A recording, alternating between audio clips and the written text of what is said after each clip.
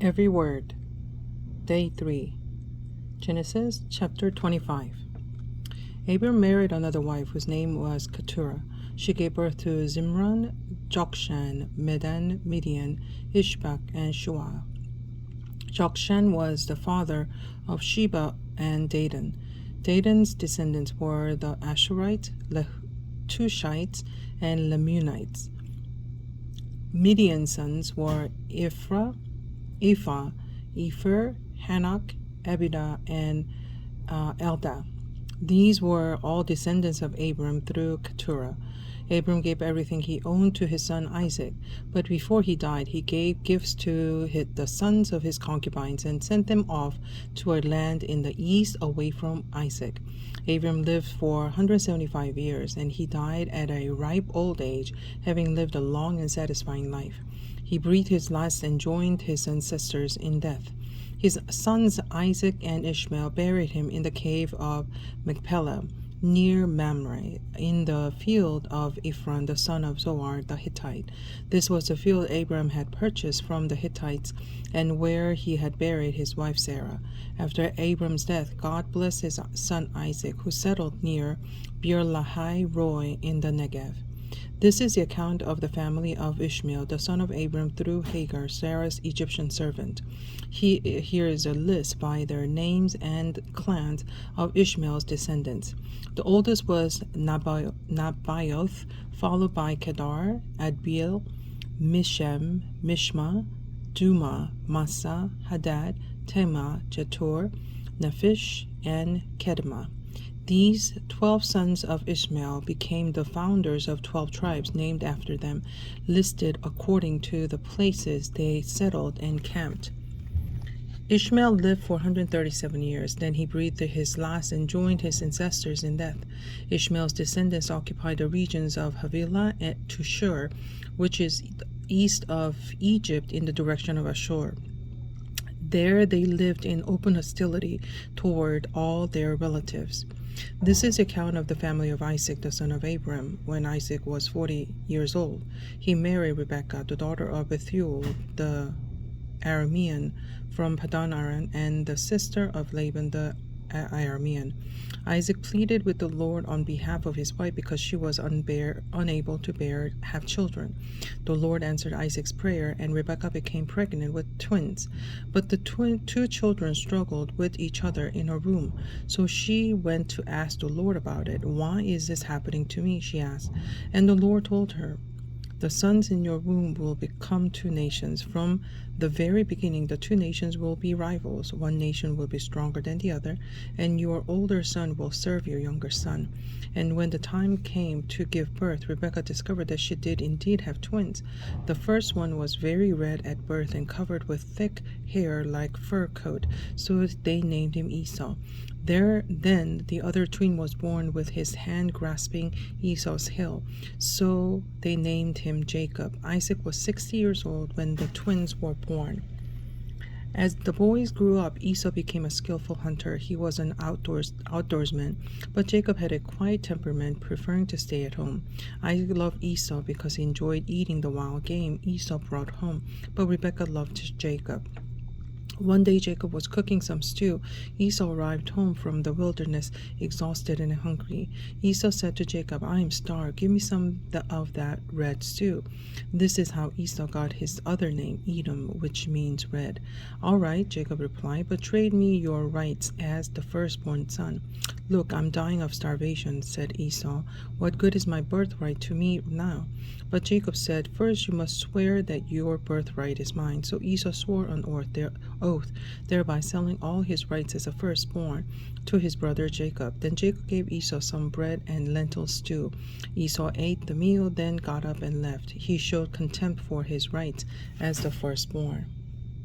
Chapter 26. A severe famine now struck the land, as had happened before in Abram's time. So Isaac moved to Gerar, where Abimelech, king of the Philistines, lived. The Lord appeared to Isaac and said, "Do not go down to Egypt, but do as I tell you. Live here as a foreigner in this land, and I will be with you and bless you. I hereby confirm that I will give all these land to you and your descendants, just as I solemnly promised Abram your father. I will cause your descendants to become as numerous as the stars of the sky, and I'll give them all these lands. And through your descendants, all the nations of the earth will be blessed. I will do this because Abram listened to me and obeyed all my requirements, commands, decrees, and instructions." So Isaac stayed in Harar. When the men who lived there asked Isaac about his wife Rebekah, he said, "She's my sister." He was afraid to say, "She's my wife." He thought, "They will kill me to get her because she is so beautiful." But sometime later, Abimelech, king of the Philistines, looked out his window and saw Isaac caressing Rebekah. Immediately, Abimelech called for Isaac and exclaimed, "She is obviously your wife. Why did you say she is my sister?" "Because I was afraid someone would kill me to get her from me," Isaac replied. "How could you do this to us?" Abimelech exclaimed. "One of my people might easily have taken your wife and slept with her, and you would have made us guilty of great sin." Then Abimelech issued a public proclamation: "Anyone who touches this man or his wife will be put to death." When Isaac planted his crops that year, he harvested 100 times more grain than he planted, for the Lord blessed him. He became a very rich man, and his wealth continued to grow. He acquired so many flocks of sheep and goats and herds of cattle and servants that the Philistines became jealous of him. So the Philistines filled up all of Isaac's wells with dirt. These were the wells that had been dug by the servants of his father Abraham. Finally, Abimelech ordered Isaac to leave his country. "Go somewhere else," he said, "for you have become too powerful for us." So Isaac moved away from Gerar Valley, where he set up their tents and settled down. He reopened the wells his father had dug, which the Philistines had filled in after Abram's death.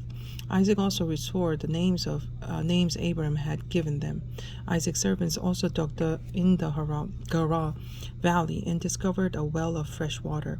But then the shepherds from the Gerar came and claimed the spring. "This is our water," they said, and they argued over it with Isaac's herdsmen.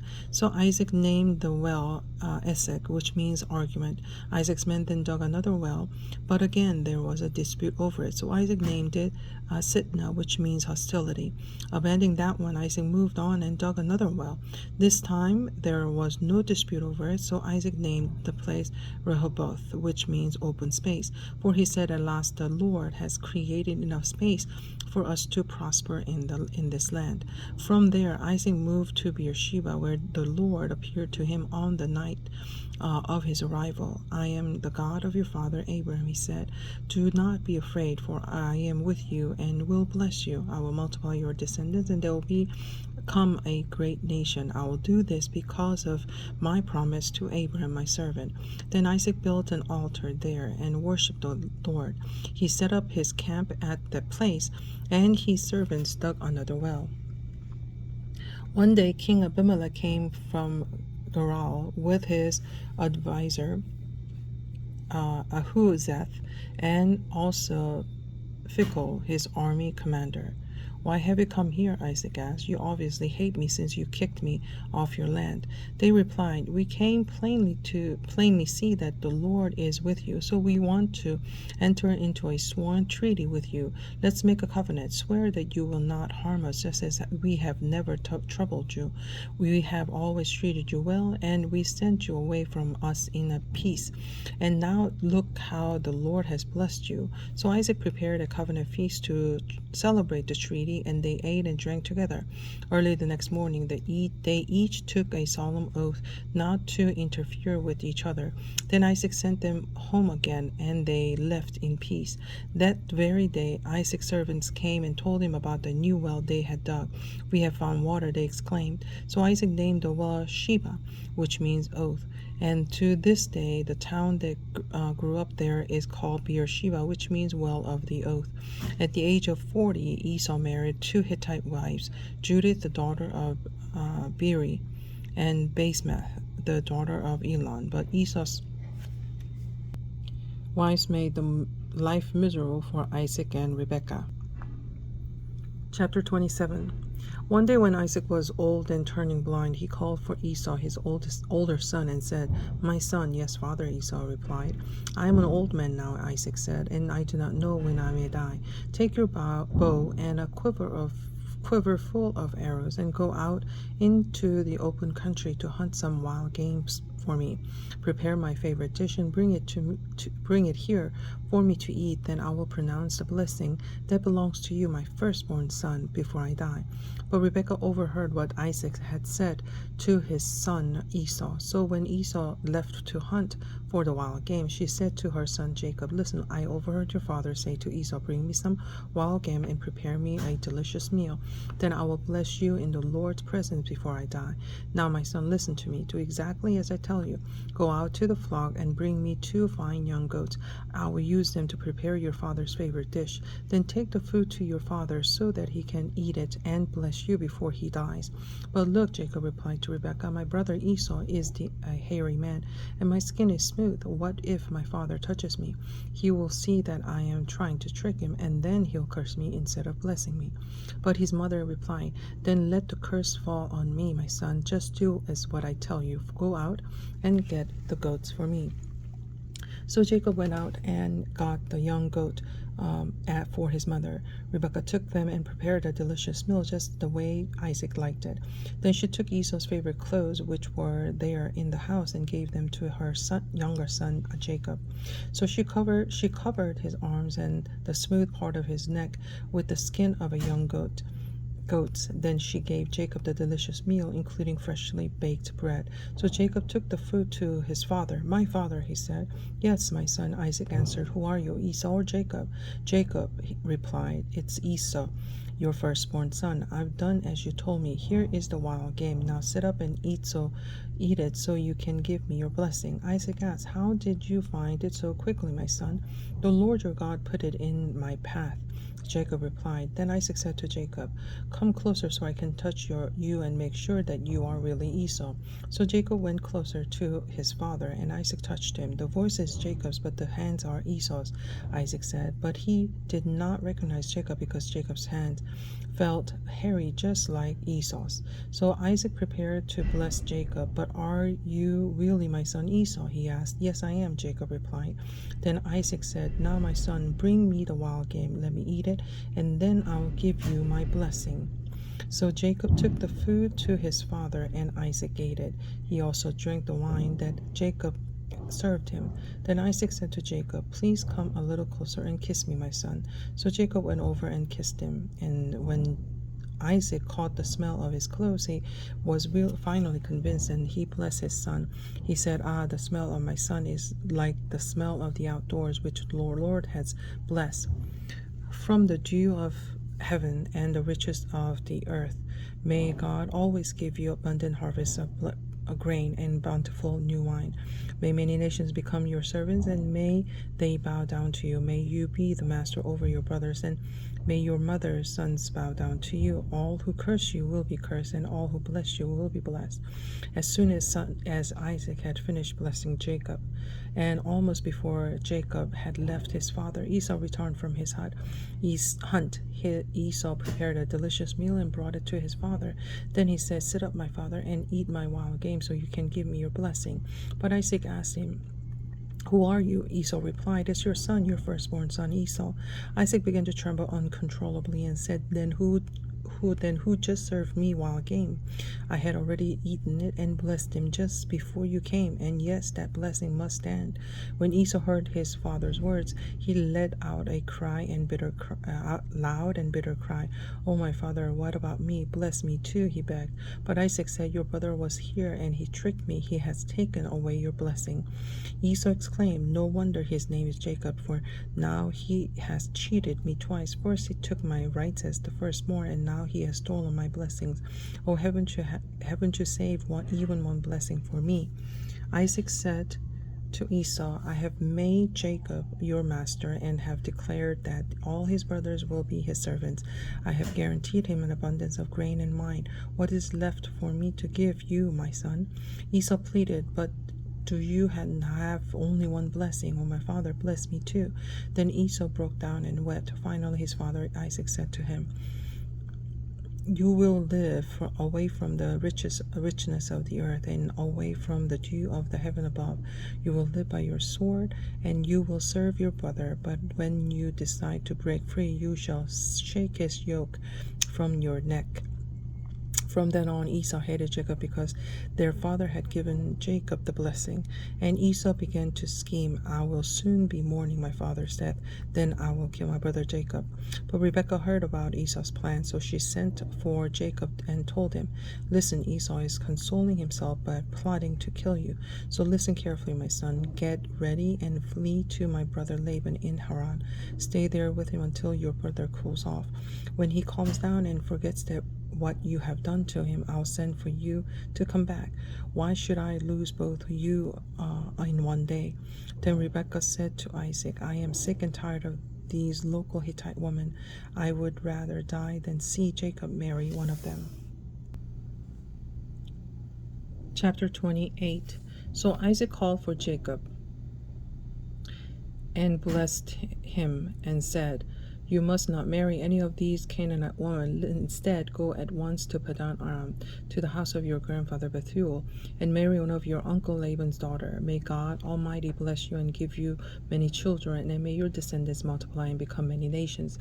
May God pass on to you and your descendants the blessings he promised to Abraham. May you own this land where you are now living as a foreigner, for God gave this land to Abraham. So Isaac sent Jacob away, and he went to Padan Aram to stay with his uncle Laban, his mother's brother, the son of Bethuel the Aramean. Esau knew that his father Isaac had blessed Jacob and sent him to Padan Aram to find a wife, and then that he had warned Jacob, you must not marry a Canaanite woman. He also knew that Jacob had obeyed his parents and gone to Padan Aram. It was now very clear to Esau that his father did not like the local Canaanite woman. So Esau visited his uncle Ishmael's family and married one of Ishmael's daughters, in addition to the wives he had already had. His new wife's name was Mahalath. She was a sister of Nebaioth and the daughter of Ishmael, Abraham's son. Meanwhile, Jacob left Beersheba and traveled toward Haran. At sundown, he arrived at a good place to set up camp and stopped there for the night. Jacob found a stone to rest his head against and lay down to sleep. As he slept, he dreamed of a stairway that reached from the earth up to the heaven, and he saw the angels of God going up and down the stairway. At the top of the stairway stood the Lord, and he said, I am the Lord, the God of your grandfather Abraham, and the God of your father Isaac. The ground you are lying on belongs to you. I am giving it to you and your descendants. Your descendants will be as numerous as the dust of the earth. They will spread out in all directions, to the west and the east, to the north and the south, and all the families of the earth will be blessed through you and your descendants. What's more, I am with you. I will protect you wherever you go. One day I'll bring you back to this land. I will not leave you until I have finished giving you everything I have promised. Then Jacob awoke from his sleep and said, surely the Lord is in this place, and I wasn't even aware of it.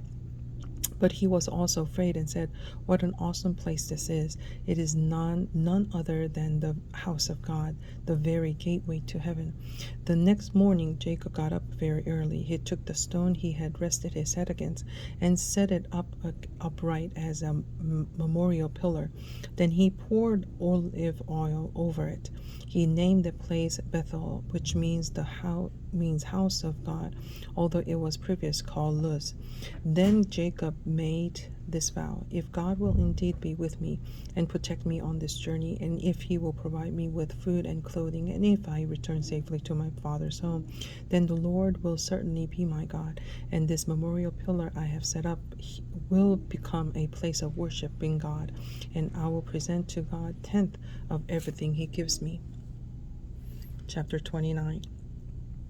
Then Jacob hurried on, finally arriving in the land of the east. He saw a well in the distance. 3 flocks of sheep and goats lay in an open field beside it, waiting to be watered, but a heavy stone covered the mouth of the well.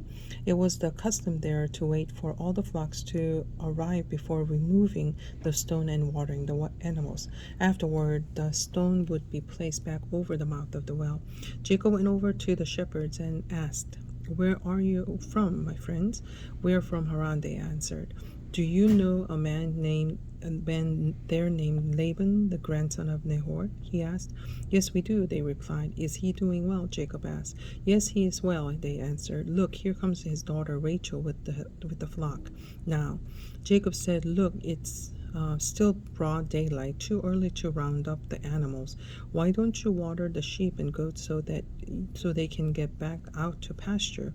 "We can't water the animals until all flocks have arrived," they replied.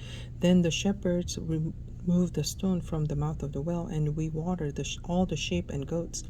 Jacob was still talking with them when Rachel arrived with her father's flock, for she was a shepherd. And because Rachel was his cousin, the daughter of Laban, his mother's brother, and because the sheep and goats belonged to his uncle Laban, Jacob went over to the well and moved the stone from its mouth and watered his uncle's flock.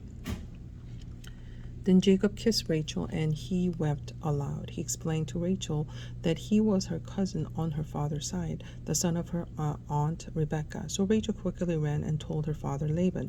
As soon as Laban heard that his nephew Jacob had arrived, he ran out to meet him. He embraced and kissed him and brought him home. When Jacob had told him his story, Laban exclaimed, "You really are my own flesh and blood." After Jacob had stayed with Laban for a month, Laban said to him, "You shouldn't work for me without pay just because we are relatives. Tell me how much your wage should be." Now Laban had 2 daughters. The older daughter was named Leah, and the younger one was Rachel. There was no sparkle in Leah's eyes, but Rachel had a beautiful figure and lovely face. Since Jacob was in love with Rachel, he told his father, "I'll work for you for 7 years if you will give me Rachel, your younger daughter, as my wife." "Agreed," Laban replied. "I would rather give her to you than to anyone else. Stay and work with me." So Jacob worked 7 years to pay for Rachel, but his love for her was so strong that it seemed to him but a few days. Finally, the time came for him to marry her. "I have fulfilled my agreement," Jacob said to Laban. "Now give me my wife so I can sleep with her." So Laban invited everyone in the neighborhood to prepared a wedding feast. But that night, when it was dark, Laban took Leah to Jacob, and he slept with her. Laban had given Leah a servant, Zilpah, to be her maid. When Jacob woke up in the morning, it was Leah. "What have you done to me?" Jacob raged at Laban. "I worked 7 years for Rachel. Why have you tricked me?" "It is not our custom here to marry off a younger daughter ahead of the firstborn," Laban replied.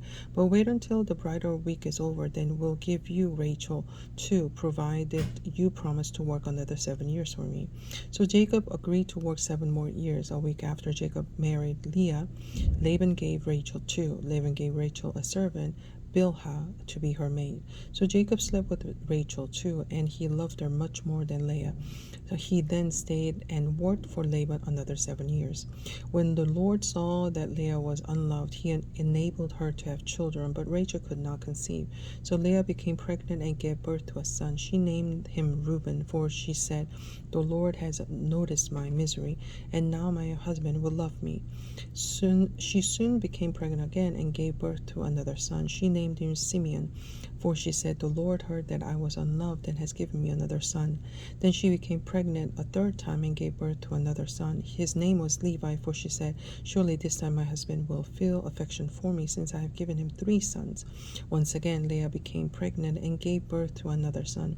She named him Judah, for she said, "Now I will praise the Lord." And then she stopped having children. Chapter 30. When Rachel saw that she wasn't having any children for Jacob, she became jealous of her sister.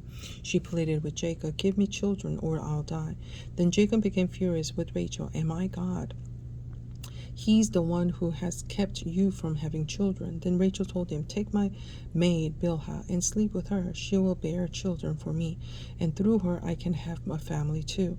So Rachel gave her servant Bilhah to Jacob as wife, and he slept with her. Bilhah became pregnant and presented him with a son. Rachel named him Dan, for she said, God has vindicated me. He has heard my request and given me a son. Then Bilhah became pregnant again and gave Jacob a second son. Rachel named him Naphtali, for she said, I have struggled hard with my sister and I am winning. Meanwhile, Leah realized that she wasn't getting pregnant anymore, so she took her servant Zilpah and gave her to Jacob as wife. Soon Zilpah presented him with a son. Leah named him Gad, for she said, how fortunate I am. Then Zilpah gave Jacob a second son, and Leah named him Asher, for she said, what joy is mine, now the other woman will celebrate with me. One day during the wheat harvest, Reuben found some mandrake growing in the field and brought them to his mother Leah. Rachel begged Leah, please give me some of your son's mandrakes. But Leah angrily replied, wasn't it enough that you stole my husband? But now you will steal my son's mandrakes too. Rachel answered, I will let Jacob sleep with you tonight if you give me some of the mandrakes. So that evening, as Jacob was coming home from the field, Leah went out to meet him. You must come and sleep with me tonight, she said. I have paid for you with some mandrake that my son found. So that night he slept with Leah, and God answered Leah's prayers. She became pregnant again and gave birth to a fifth son for Jacob. She named him Issachar, for she said, God has rewarded me for giving my servant to my husband as wife. Then Leah became pregnant again and gave birth to a sixth son for Jacob. She named him Zebulun, for she said, God has given me a good reward. Now my husband will treat me with respect, for I have given him 6 sons. Late she gave birth to a daughter and named her Dinah. Then God remembered Rachel's plight and answered her prayers by enabling her to have children. She became pregnant and gave birth to a son. God has removed my disgrace, she said. And she named him Joseph, for she said, may the Lord add yet another son to my family. Soon Rachel had given birth to Joseph. Jacob said to Laban, please release me so I can go home to my own country. Let me take my wives and children, for I have earned them by serving you, and let me be on my way. You certainly know how hard I have worked for you. Please listen to me, Laban replied. I have become wealthy, for the Lord has blessed me because of you.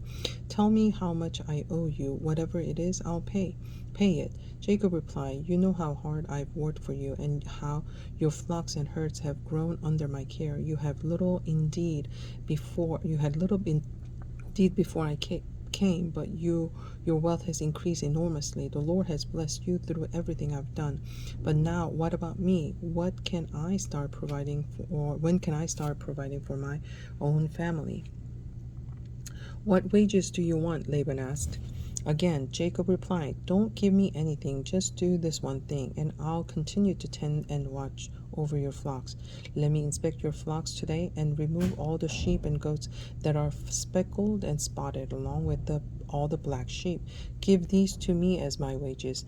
In the future, when you check out on the animals you have given me as my wages, you will see that I have been honest. If you find my flock any goats without speckle or spot, or any sheep that are not black, you will know that I have stolen them from you. All right, Laban replied, it'll be as you said. But that very day Laban went out and removed the male goats that were streaked and spotted, all the female goats that were speckled and spotted or had white patches, and all the black sheep. He placed them in the care of his own sons, who took them a 3 days journey from where Jacob was. Meanwhile, Jacob stayed and cared for the rest of Laban's flock. When Jacob took some of fresh branches from poplar, almond, and plane trees and peeled off strips of bark, making white streaks on them, then he placed these peeled branches in the watering trough where the flocks came to drink, for that was where they mated. And when they made it in front of the white streaked branches, they gave birth to young that were streaked, speckled, and spotted. Jacob separated these lambs from Laban's flock, and at mating time he turned the flock to face Laban's animals that were streaked or black. This is how he built his own flock instead of increasing Laban's. Whenever the strong female were ready to mate, Jacob would place the peeled branches in the water trough in front of them. Then they would mate in front of the branches, but he didn't do this with the weaker ones. So the weaker lambs belonged to Laban, and the stronger ones were Jacob's. As a result, Jacob became very wealthy, with large flocks of sheep and goats, female and male servants, and many camels and donkeys. Chapter 31. But Jacob soon learned that Laban's sons were grumbling about him. Jacob has robbed our father of everything, they said. He has gained all his wealth at our father's expense. And Jacob began to notice a change in Laban's attitude toward him. Then the Lord said to Jacob, "Return to the land of your father and grandfather and your relatives there, and I will be with you." So Jacob called Rachel and Leah out to the field where he was watching his flock. He said to them, "I have noticed that your father's attitude toward me has changed, but the God of my father has been with me. You know how I have worked how hard I have worked for your father, but he has cheated me, changed my wages 10 times. But God has not allowed him to do me any harm. For if he said, 'The speckled animals will be your wages,' the whole flock began to produce speckled young. And when he changed his mind and said, 'The striped animals will be your wages,' then the whole flock produced striped youngs. In this way God has taken your father's animals and given them to me. One time during the mating season, I had a dream and saw that the male goats mating with the females were streaked, speckled, and spotted. Then in my dream, the angel of God said to me, 'Jacob,' and I replied, 'Yes, here I am.' The angel said, 'Look up and you will see that only the streaked, speckled, and spotted males are mating with the females of your flock. For I have seen how Laban has treated you. I am the God who appeared to you at Bethel, the place where you anointed the pillar of stone and made your vow to me. Now get ready and leave this country and return to the land of your birth.'" Rachel and Leah responded, "That's fine with us. We won't inherit any of our father's wealth anyway. He has reduced our rights to those for foreign women, and after he sold us, he wasted the money you paid him for us. All the wealth God has given you from our father legally belongs to us and our children, so go ahead and do whatever God has told you." So Jacob put his wives and children on camels, and he drove all his livestock from in front of him. He packed all the belongings he had acquired in the Padan Aram and set out for the land of Canaan, where his father Isaac lived.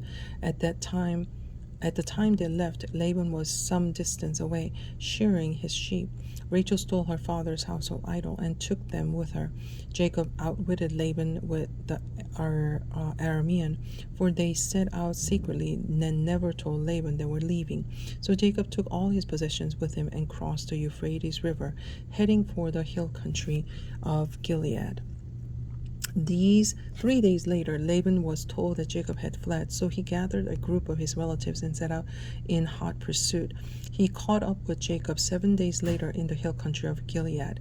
But the previous night God had appeared to Laban the Aramean in a dream and told him, "I am warning you, leave Jacob alone." Laban caught up with Jacob as he was camped in the hill country of Gilead, and he set up his camp not far from Jacob's. "What do you mean by deceiving me like this?" Laban demanded. "How dare you drag my daughters away like prisoners of war?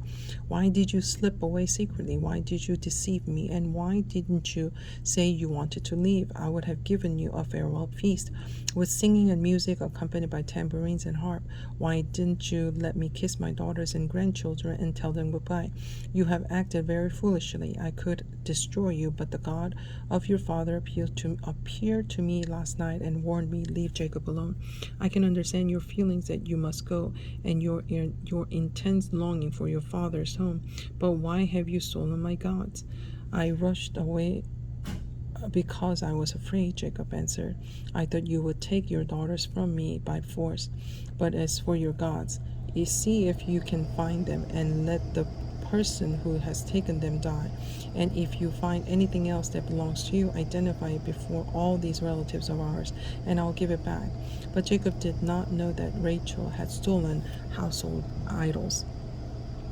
Laban first went into Jacob's tent and searched there, then into Leah's, and then the tents of 2 servant wives, but he found nothing. Finally, he went to Rachel's tent, but Rachel had taken the household idol and hidden them in her camel saddle, and now she was sitting on them.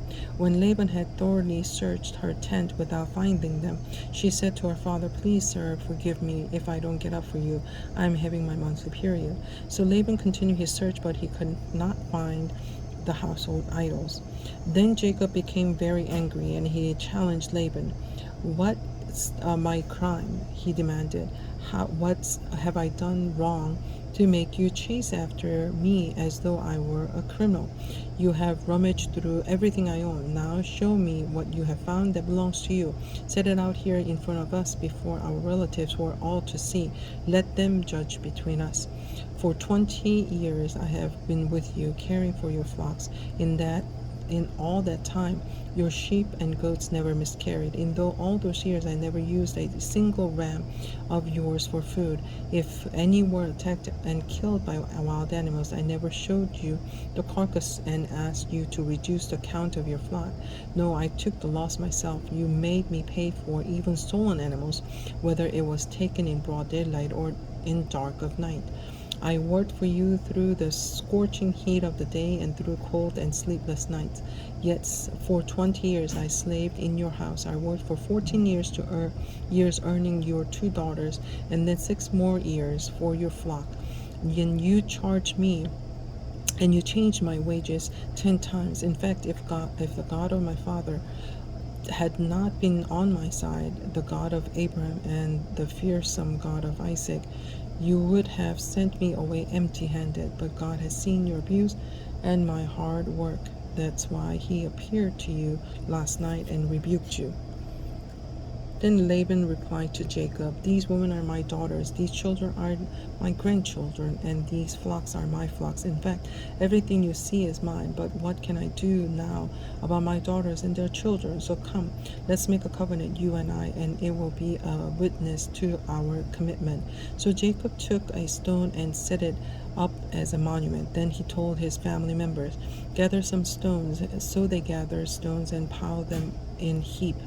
Then Jacob and Laban sat down beside the pile of stones and stones to eat a covenant meal.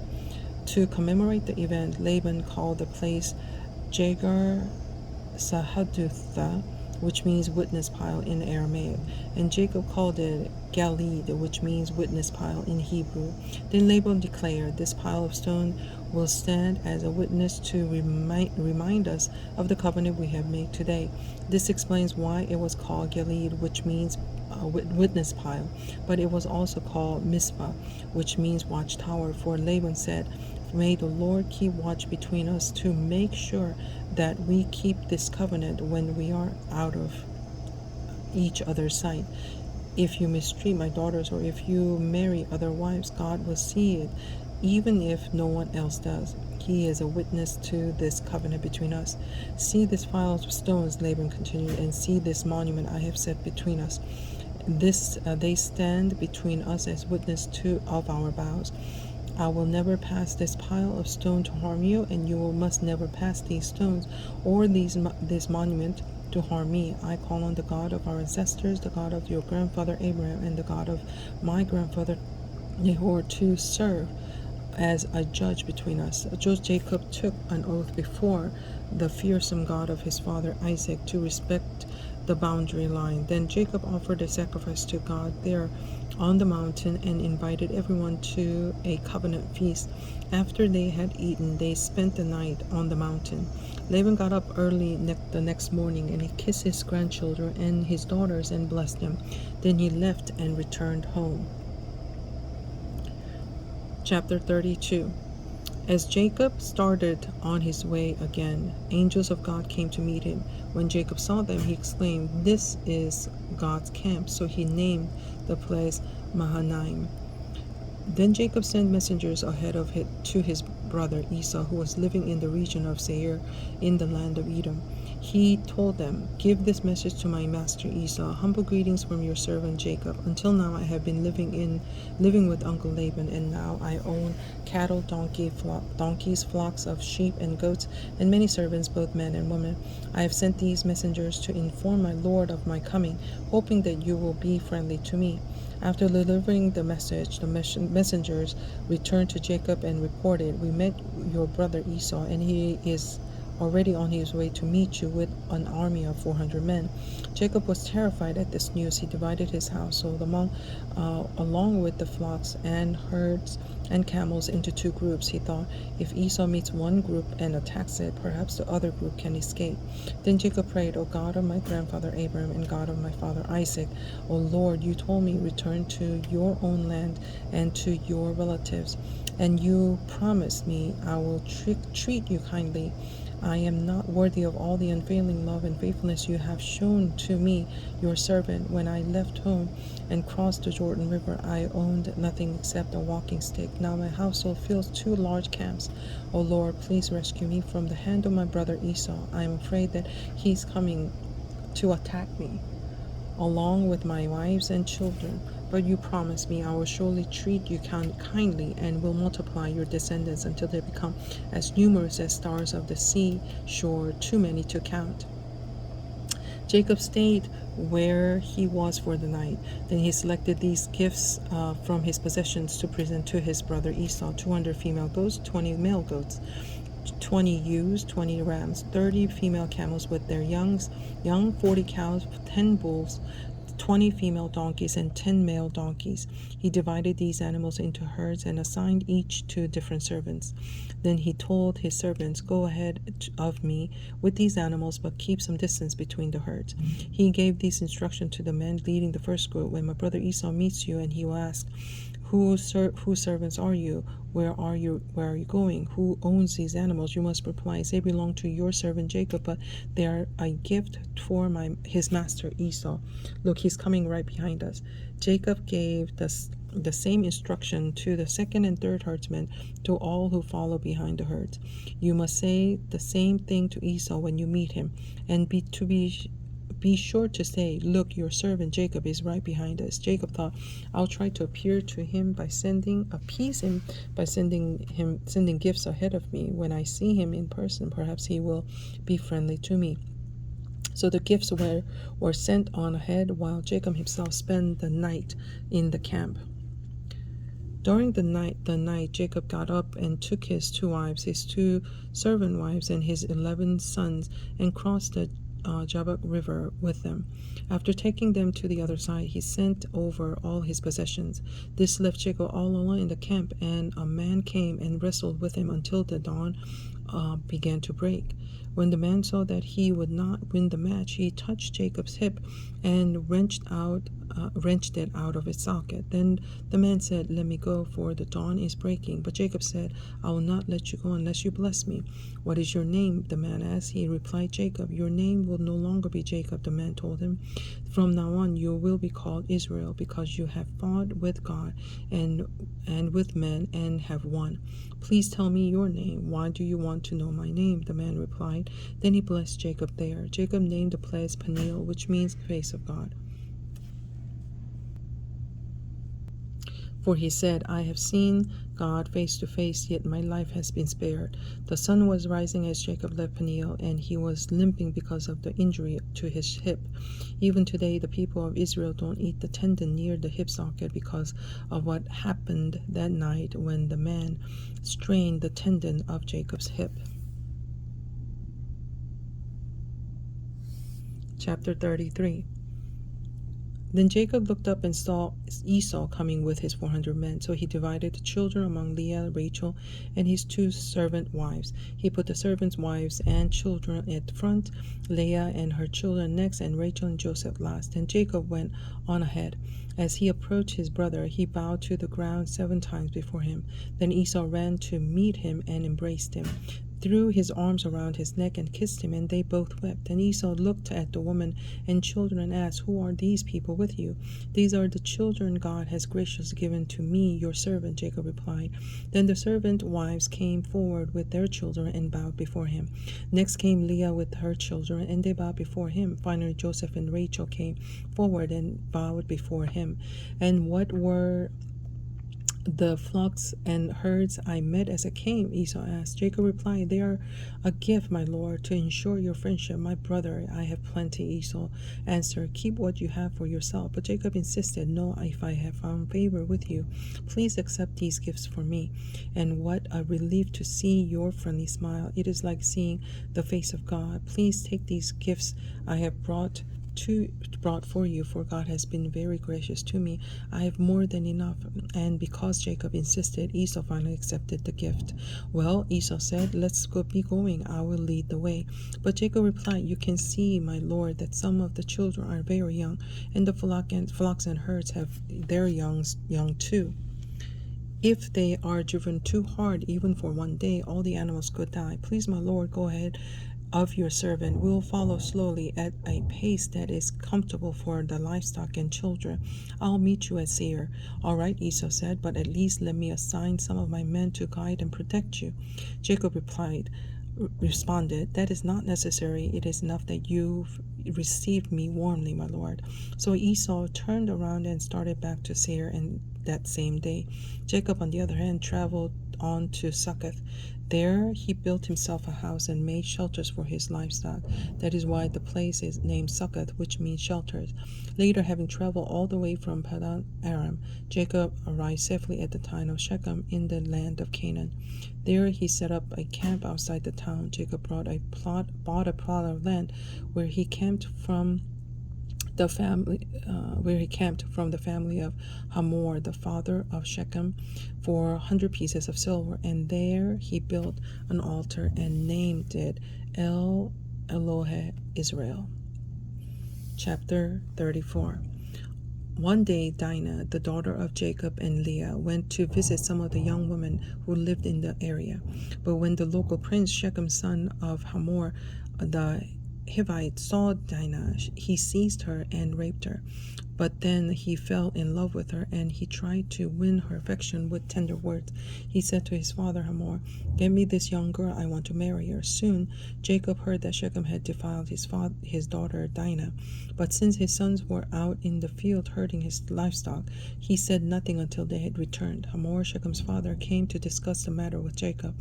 Meanwhile, Jacob's sons had come from the fields as soon as they heard what had happened. They were shocked and furious that their sister had been raped. Shechem had done a disgraceful thing against Jacob's family, something that should never be done. Hamor tried to speak with Jacob and his sons. "My son Shechem is truly in love with your daughter," he said. "Please let him marry her. In fact, let's arrange other marriages too. You give us your daughters for our sons, and we will give our daughters for your sons. And you may live among us. The land is open to you. Settle here and trade with us, and feel free to buy properties in the area." Then Shechem himself spoke to Dinah's father and brothers. "Please be kind to me and let me marry her," he begged. "I will give you whatever you ask. No matter what dowry or gift you demand, I will gladly pay it. Just give me the girl as my wife." But since Shechem had defiled their sister Dinah, Jacob's son responded deceitfully to Shechem and his father Hamor. They said to them, "We couldn't possibly allow this because we are not circumcised. You are not circumcised. It would be a disgrace for our sister to marry a man like you. But here is a solution. If everyone among you will be circumcised like us, then we will give you our daughters, and we'll take your daughters for ourselves. We will live among you and become one people. But if you don't agree to be circumcised, we will take her and be on our way." Hamor and his son agreed to the proposal. Shechem wasted no time in acting on this request, for he wanted Jacob's daughter desperately. Shechem was a highly respected member of his family, and he went with his father Hamor to present this proposal to the leaders at the town gate. "These men are our friends," they said. Let's invite them to live here among us and trade freely. Look, the land is large enough to hold them. We can take their daughters as wives and let them marry ours. But they will consider staying here and becoming one people with us, if only if all our men are circumcised, just as they are. But if we do this, all their livestock and possessions will eventually be ours. Come, let's agree to their terms and let them settle among us. So all the men in the town council agreed with Hamor and Shechem, and every male in the town was circumcised. But 3 days later, when their wounds were still sore, two of Jacob's sons, Simeon and Levi, who were Dinah's full brothers, took their swords and entered the town without opposition. Then they slaughtered every male there, including Hamor and his son Shechem. They killed them with their swords and took Dinah from Shechem's house and returned to their camp. Meanwhile, the rest of Jacob's sons arrived. Finding the men slaughtered, they plundered the town because their sister had been defiled there. They seized all the flocks and herds and donkeys, everything they could lay their hands on, both inside and the town and outside in the field. They looted all their wealth and plundered their houses. They also took their little children and wives and led them away as captives. Afterwards, Jacob said to Simeon, Levi, you have ruined me. You've made me stink among all the people of this land, among all the Canaanites and Perizzites. We are so few that they will join forces and crush us. I'll be ruined, and my entire household will be wiped out. But why should we let him treat our sister like a prostitute? They retorted angrily. And that concludes the third day's reading.